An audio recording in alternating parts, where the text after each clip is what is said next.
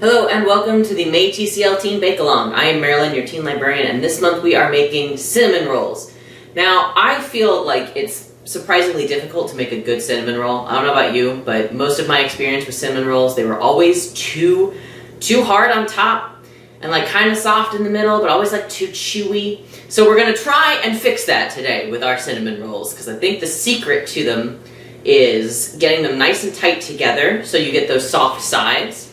But then also, at least for me, drowning the top in some sort of glaze or frosting, because that also makes it nice and soft, and it goes very well with the cinnamony filling. So, tie on your aprons, and let's get started.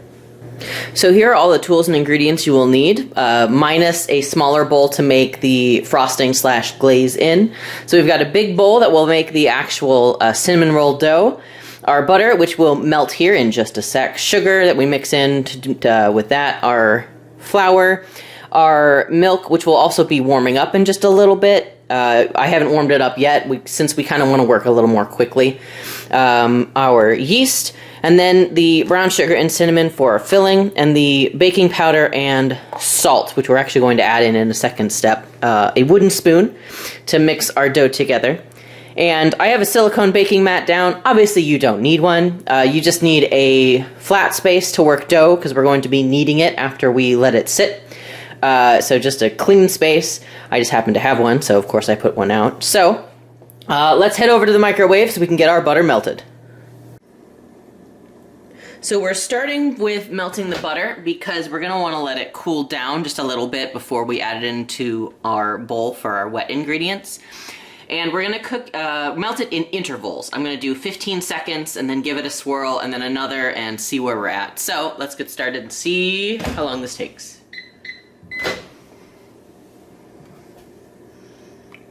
Okay, so my butter is a little more fresh out of the fridge, so this is probably going to take a little bit. You can see that it's still mostly chunky.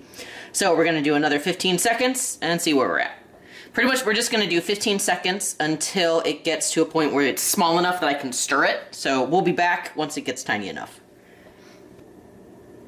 Alrighty, so you can see that we've got just like a little chunk of butter in there. That's good, because we don't need to heat it up anymore, because it should be warm enough that you can just take a spoon. There we go. Stir it all up, because the warmth from that butter will melt that last little chunk. Perfect. Okay, now that our butter is melted, we can let that cool for a little bit. And the next thing we're going to do is heat up our milk. So for this, we don't want it to get too hot, so we're also going to heat it up in intervals. Temperature-wise, you want it to be at about 110 degrees. I will check it with my thermometer, because I have one. But if you don't have a kitchen thermometer, it is a-okay. You do not need one. So I'll check the temperature and then just kind of give a little basic description of how it feels when you put like about a finger in, because that's how you can test it warmth-wise. So we'll start with, we don't have very much milk, so let's start with 30 seconds and then see where we're at. Alright, we're at 30 seconds. Where's my spoon? Oh, I can already see steam coming off of it, so I think we're probably there. But I'm going to check temperature just in case. Okay, I'm at 115.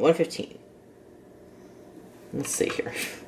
I've got it all the way down in, because you want to go to, obviously, the deepest part of the measuring cup. The cup glass.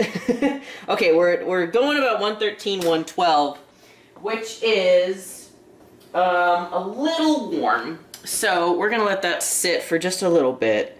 And it just kind of feels like warm bath water. So it's not too, you can feel that it's warm, but it's not too hot. So maybe when you do it, maybe do for about 20 seconds or 25, depending on the size of whatever glass you're using to heat it. So we're going to let this sit for just a little bit to cool down a little bit. And then we'll be back to get our yeast going. Alrighty, so I let our milk sit for just a little bit to cool down. So now we're going to start to make our dough. And this is a very easy, at least initial start to the dough. So we start with our butter. We add in our milk. And our sugar. Because the sugar is going to help feed the yeasts. Whoop.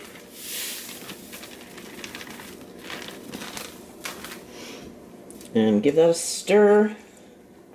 Mostly just to mix that sugar in there together. Here we go. Obviously you don't need a spatula, I grabbed what was close to mix it up with, but it can be helpful if you want to scrape down the sides a little bit. And then take your yeast and sprinkle it as evenly as you can over the top. Not evenly-ish. As evenly as you can. And let that sit for about a minute. It's not going to get full bloomed like you might have seen in our actual very first Bakealong where we made bread and we did bloom and proof the yeast. In this case, we're just laying it down because sometimes there are breads that you've done that with, or at least that I've done that with, where a couple where you just put the yeast in with the dry ingredients and then you let it expand. You don't necessarily have to proof the yeast. But you can, and some recipes have you do it. So we're going to let this sit for just a little bit, just a smidgen, and then we're going to add in our flour. Alrighty, it has been a minute, and now we can add in our flour. Now the way this recipe works, it has you add in most of the flour to the wet ingredients and the yeast, and then add the rest of it after we've let it proof. So we are going to use some sort of cup measurer. Now you don't necessarily have to have an actual cup measure. You can use anything that is about 8 ounces. You don't really need to be super precise with this one. The main concern is that there's enough in there for it to make a full dough. You could use like a drinking glass, just like this size, that kind of thing. Anything that is about a cup. So we're going to add in 2 cups of flour. We got 1. And 2. And take our wooden spoon and mix until just combined. So essentially just until you get a dough. It doesn't have to be pretty, doesn't have to be like super solid. We just want it to be in dough form. It is going to be very wet, which is fine. That's what we expect. There we go, but you can see it coming together now.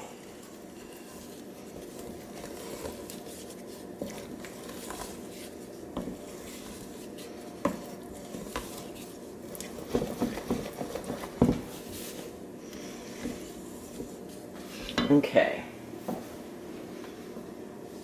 So just combined. Okie dokie. Alright, so we are just combined. As you can see, this is a very wet and sloppy dough, and that is okay. Some bread doughs start out like this. So actually, we're done for a little bit now. You're going to cover this either in plastic wrap or a towel and put it in a warm place to get some rise to it. So what I'm going to do is put it in my oven, not turn it on. Let the light on, though, to make it nice and warm. So if you've got something like that, that's cool. Maybe someplace near a window, not necessarily direct sunlight, that could make it too warm, but just any warm place, you know, top of a fridge, that kind of thing. So we're gonna let this nap for about an hour, and then we're gonna come back to it and get back to our cinnamon rolls. So have fun. Okay, we have our dough. As you can see, it's still very, very wet, but that's okay, because now what we do is add in the rest of our flour and then the salt and baking powder. So what I'm going to do is add the salt and baking powder first, and then add the rest of the flour. And get that mixed. So I did just let this sit for about an hour. And you know what, I think it's still pretty sticky. Yeah, it's still pretty sticky. So maybe start by mixing with, you can just use the same wooden spoon that you used for mixing it the first time. I just have a rubber spatula because that's what I used to get it out. But once it gets sort of like this, like you'll see that it's kind of coated with it and having a little trouble getting it like incorporated. I'm just going to use my hands, which is just fine. Because we're in the kneading process anyway, so this is just part of working the dough. There we go. Oh, this is nice. Okay. So we're going to turn it out onto a floured surface. There we go. And that's all that extra flour. And now we're just kneading it all in together. So for kneading bread, and this is again very soft, but it's very easy to work with. So you kind of fold it over and then press it with your heel of your hand. Fold, press, etc., on and on until we get all that flour mixed in. So just keep doing that until, recipe will say to keep kneading until it just stops being sticky and doesn't stick to the surface that you're kneading it on. So we don't need to knead it too much, which is good because we want this to be more tender anyway than, say, if we were making like a loaf of bread, like you really want to knead the heck out of that one because you want it to have a very strong gluten structure. But for this one, it's okay if it's not as strong because we want it to be softer and tender anyway. So, plus our main concern is getting all that flour kneaded in anyway. And it's already not very sticky anyway. It's kind of sticking to my hands a little bit, but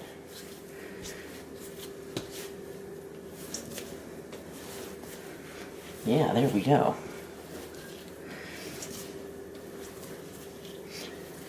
But we're also concerned about kneading in that salt and baking powder. You want to get that as, oh, see, it's not even sticking to me. You want to get that as mixed in as well as you can so that you don't get streaks of brown in the dough.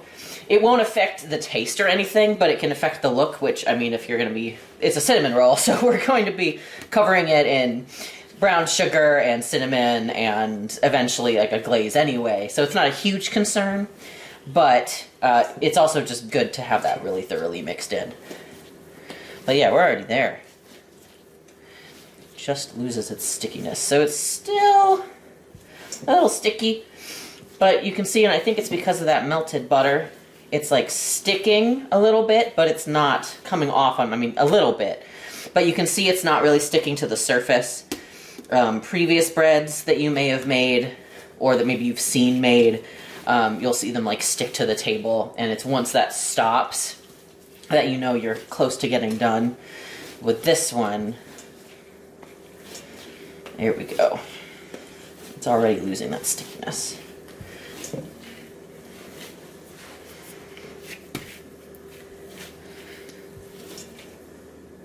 So in this case, we're wanting it to stop sticking to the heel of my hand. But yeah, we're already, yeah, I think we're just about there, surprisingly.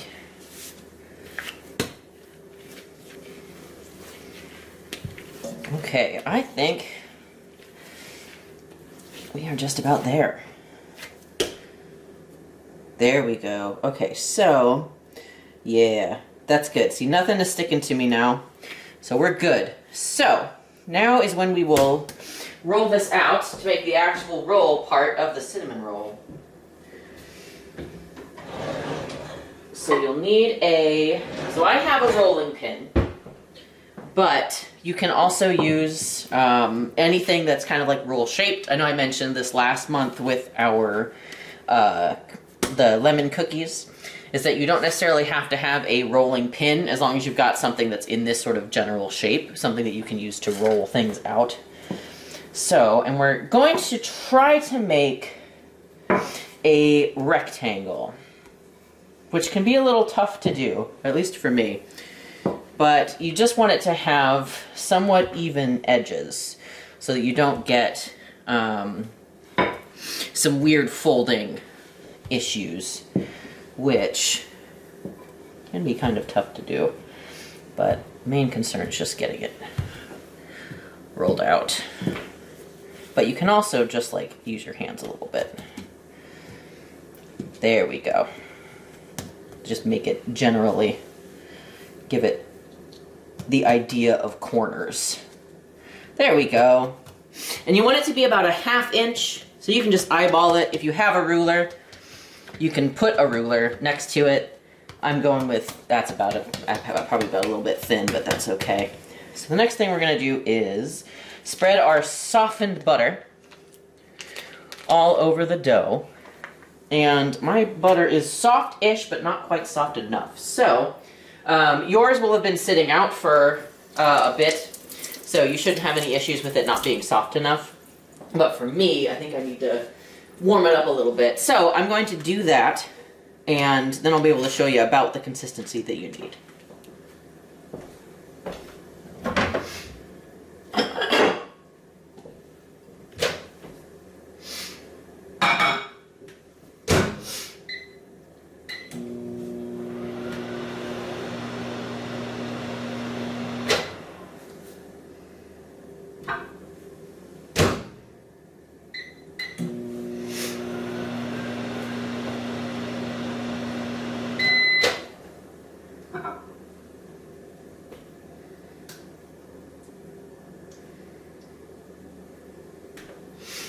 There we go. Okay, so I did it for 5 seconds, and then I flipped the butter over and did it for another 5. You can see, like, this is super soft. In the middle, it's still a little solid. I can feel it with my fingers. But it's soft enough to spread, which is really all we need. So, I'm washing my hands. Butterfingers indeed.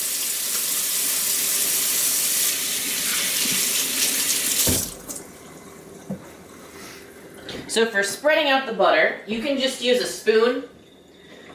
You don't need any like fancy spreader for it. I have a rubber spatula because of course I do. So you're gonna spread that evenly over the dough. So what I'm gonna start with is I'm just plapping down some, well, there we go. There we go. Just plapping down some squares. And again, you don't need to be super precise. We just want it somewhat evenly, just so we don't get like, you know, pockets of places where there's a bunch of filling and then another pocket where there's none. I might even just end up using my hands for this, to be honest. Yeah, there we go. Somewhat.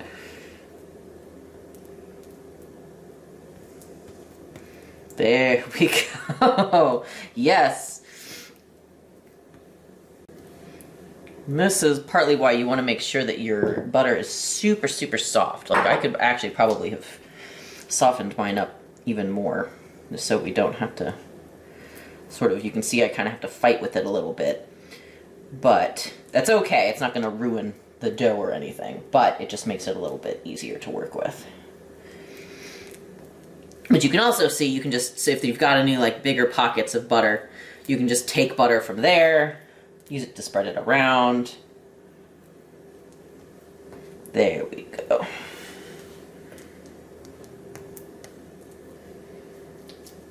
Yeah, don't need to be super precise, just somewhat even.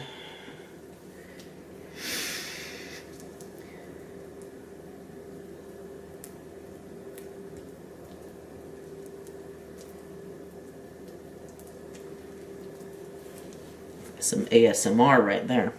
I don't know if you can hear it from over here, but at least from here we got it. Okay. I am going to call this good. All right. So there's still, well, hold on. There we go. Okay. So you can see I kind of dug out of some of the places where we got a little pockets of butter, where I put down like the little rectangles and it kind of got pressed into the dough. So again, you can do that with a spoon, just kind of dig it out a little bit, spread it around. Don't have to be super precise. I'm just making sure it's as even as possible. So we've got that finished. Now we get to do part of the fun part where you put the brown sugar and cinnamon. So your brown sugar is going to come like this and the cinnamon's already in there. So to get that all mixed together is you can just kind of squeeze it all up like this. Kind of get that evenly distributed. And again, I don't think you have to worry about like uneven flavor distribution or anything too much, but it can be helpful. Also, for your brown sugar is going to come pretty packed, so getting it like unpacked, because you're going to sprinkle this over the dough, we want it to be sprinkleable. Whoops. Well, there's one. Okay, now just reach into your bag and give it a good sprinkle. There we go. Here we go. Give it a nice extra little mix just for funsies. Get any of those extra little masses of brown sugar. And sprinkle it. Oh yeah, this smells really good too. There we go. We're gonna spread this around a little bit too, so you don't have to stress about it being super even the first time, because you can kind of spread it around with your hand. But we just want plenty of that cinnamon and brown sugar together. You can also sprinkle this from your bag if you don't want to get your hands dirty, but I mean at this point it's kind of moot, right? Because you've been playing around with butter and whatnot anyway. There we go. Okay, and now kind of spread that out a little bit, and you're going to press it into the butter, because we really want that to sink into it. There are some recipes that have you essentially make like a cinnamon sugar butter, where you mix the brown sugar and the cinnamon and the butter all together, which you can do. If you would like to try that, I bet it would be fantastic. It's the same basic idea. It's just that you have it all mixed into one thing rather than like pressing it in like this. Oh my gosh, it smells so good. Can't get over how good this smells. It's just brown sugar and cinnamon, but cinnamon just smells good. Okay, so we've pressed, I'm getting this nice and pressed because we want that to stick because we're going to be rolling these, obviously. And we want to try and keep everything in so we don't lose any brown sugar. And you might still lose some, that's okay. We just want to press it as much as we can. Yeah. Okay.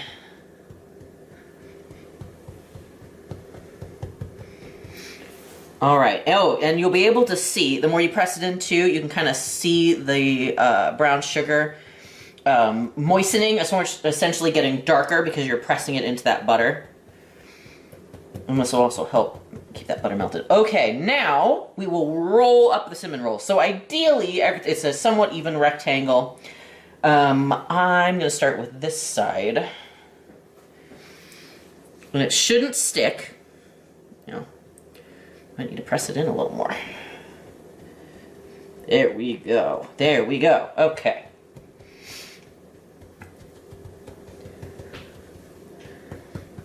Yes, nice and messy. Very good, very good.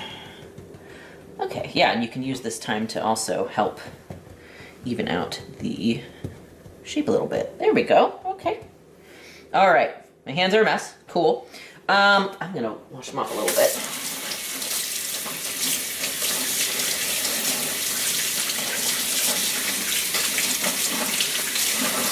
There we go, just a smidgen.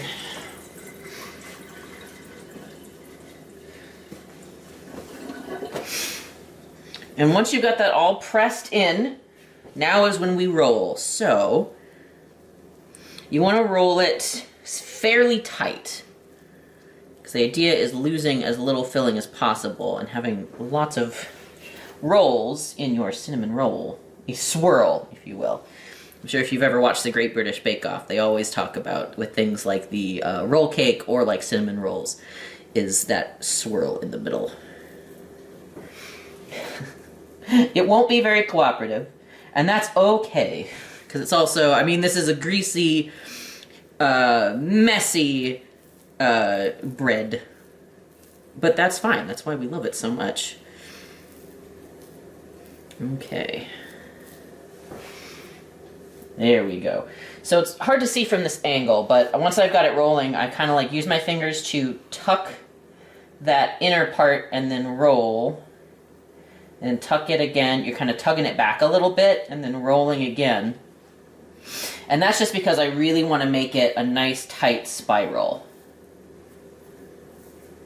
Here we go. And if it gets a little uneven on the ends, you can press it back in a little bit. But also, we'll be able to just trim off the edges if we need to. There we go. Yes. Oh, that's nice.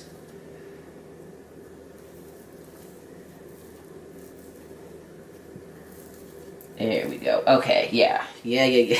Oh my goodness. Yes, okay. Alright, so I've moved it seam side up. We're going to pinch that closed, which is just what it sounds like. Pinch it. You're going to get some butter in between there, probably. ideally, or at least in some recipes, they tell you to leave a little bit at the edges because you're going to pinch them closed, but it's not required. Try your best to do it, but also, like, I want maximum filling, so I'm probably going to end up spreading to the edges anyway. Okay. So, we've got some unevenness on the sides here, which is kind of okay with me. They tell you to turn off unevenness, but you can see, like, this part isn't completely even. So, I'm just going to give that a quick cut. Oops. Oh, okay. And I'm actually going to, because I'm a fool, get this off of my silicone baking sheet here. There we go. So now I just have this big old log, and I'm going to get a cutting board.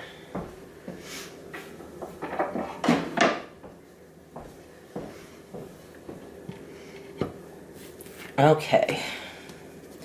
Now you want these to be somewhat the same size, but if you can't get them perfectly the same size, that's okay. So cut your log about in half. Oh, so what I do is you kind of make like a little line. So like here's about where half is. So then if you want to make it even, you kind of half the halves, and then half those halves. And here we go. Oh, those are thick. Which is about 1.5 inches. So yeah, so that is about 1.5 inches, which is good. So I haven't cut them yet, but I've got those lines there, which is good. So you're going to take your, you will have an actual, you'll have a aluminum circular baking pan in your kit. I have a Wilton one, which is just mine. So once you've got that finished, once you've made your lines, you're going to cut through, place them with the spiral side up.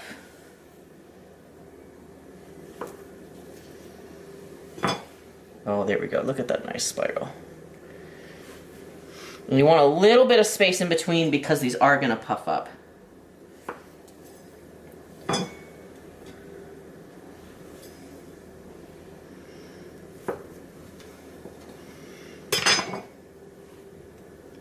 My goodness, these look so good. Woo! Okay, we got a little bit of loose fill in there, but that's okay.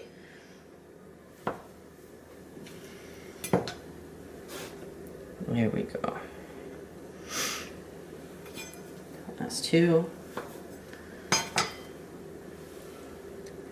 Okay, and I'm making it a tighter fit, but that's okay. If you can't get a ton of space in between them, that's fine. Either way, they'll still poof up a little bit. Okay, alrighty. And you can bake those extra little scraps if you want.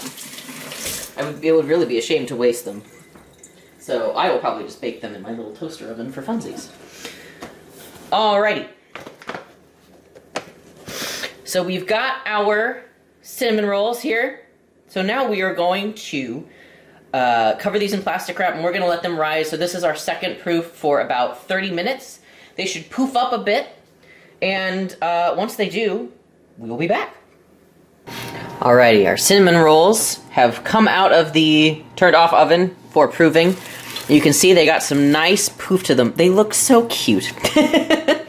I've taken them out of the oven. I have the oven preheating to 350 degrees. My oven tells me how long that'll be, so we got about 2 minutes. I also have the extra little scraps in my toaster oven just for funsies. So we are going to put these in the oven, and then while they are baking, we will make our powdered sugar glaze so we can drizzle that on while it's still warm.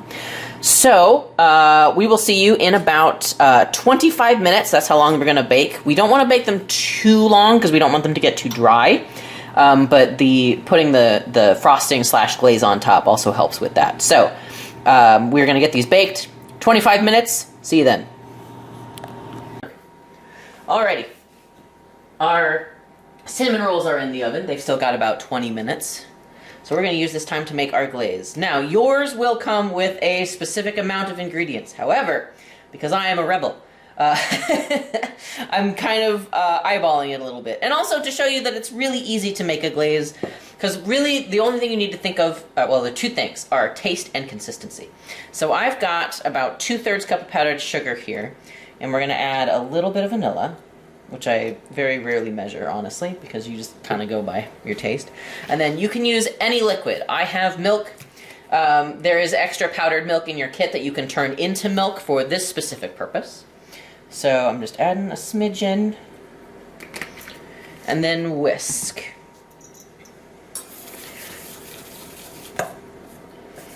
And, okay, so I can already, well, yeah, okay. I can already tell that's a little thicker than I want it. So I'm just going to add a little bit more milk.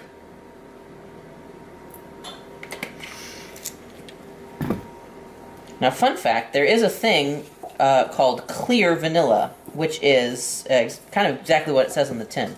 It's vanilla, but instead of being that brown color, it's a clear color. And I think it's specifically for stuff like this, because you want your glazes to be as white as possible. Obviously, I'm not that fancy. I don't really mind having it slightly off-white. So it was still a little bit thick, so I've added in just a little bit more milk. What I'm shooting for is like a ribbon, where it ribbons off the whisk, which I'll show you in just a second, because I think we're just about there, actually. Oh, yeah. Okay, oh, perfect. Okay, so you can see, hopefully when I pick up my whisk, the way it kind of drizzles a little bit. That's what I want.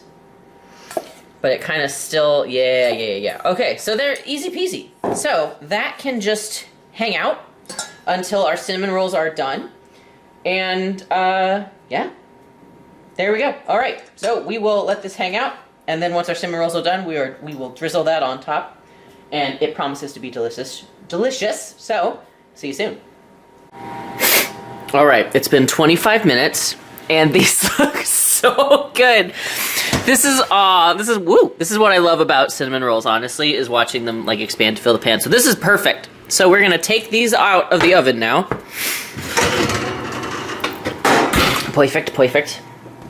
Now, I will admit I have had a couple of the scraps that I baked. I used a little bit of buttercream that I have left over from some cookies I made for a friend, and they tasted incredible. They were already soft, but I'm really looking forward to these guys. So while they're still warm, we're gonna move over to our other workstation and pour the glaze over them. So stay tuned. All right, almost no time has passed since we got these out of the oven, so we're just gonna pour our glaze on it. I will, I think, include the recipe for that cream cheese frosting in there if you want to make your own cream cheese frosting. Obviously, I can't provide cream cheese in a kit because that needs to be kept cold. But if you want to give it a try, because cream cheese frosting is, an essential part of the cinnamon roll experience. But so we've just got a simple vanilla powdered sugar glaze, and now we're going to do part of the fun part too, which is you drizzle it. Oh, yeah. And that is just going to like melt right in there. Look at that go. Oh my gosh. There we go. Look at that. You want to get all into nice little cracks there. Oh my gosh, that looks beautiful. Give it a little scrape to get off as much as we can. Look at that. And I'm just getting into all those little crevices so it'll sink into it. Oh my goodness. Okay, we're gonna let these cool just a little bit, just so I can get them out of the pan without burning myself. But you're not gonna wait very long, because I want to try these fresh. So, let these sit for just a couple minutes, and then we'll be back.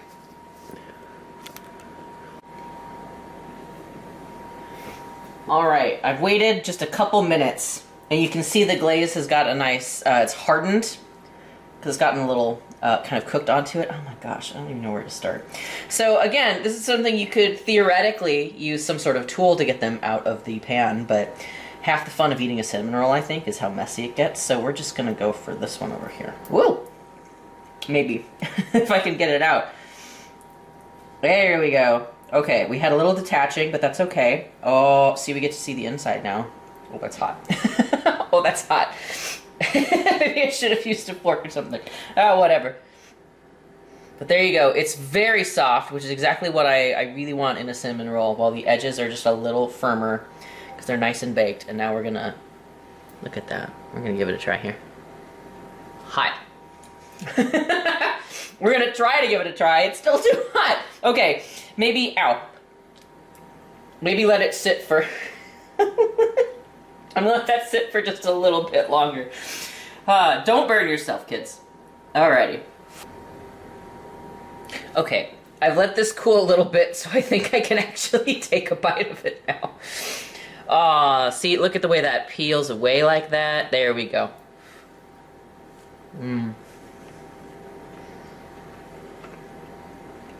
That is really good. It's soft, and it's warm.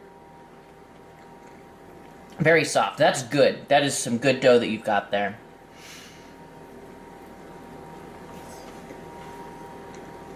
And these are perfect for... Excuse me. Perfect for having with coffee. Or you could also have them with dessert. I know cinnamon rolls are like a breakfast thing, but you can do any time, really, especially with how sweet these are.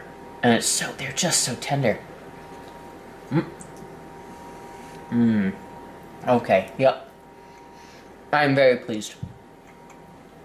And I'm sure these would be even better with actual cream cheese frosting and not just a glaze. Not that the glaze is not delicious, but let me tell you, I do love cream cheese frosting.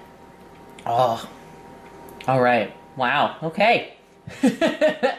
Well, thank you for joining us for this month's Bakealong, this very messy May Bakealong. I hope you make delicious cinnamon rolls. I hope you have fun maybe thinking up some different frostings, different glazes, anything you want to put onto it. Anything you put onto it, I think with these is going to be good because these are so soft and delicious. And I'm very pleased. So, we will see you in the next one.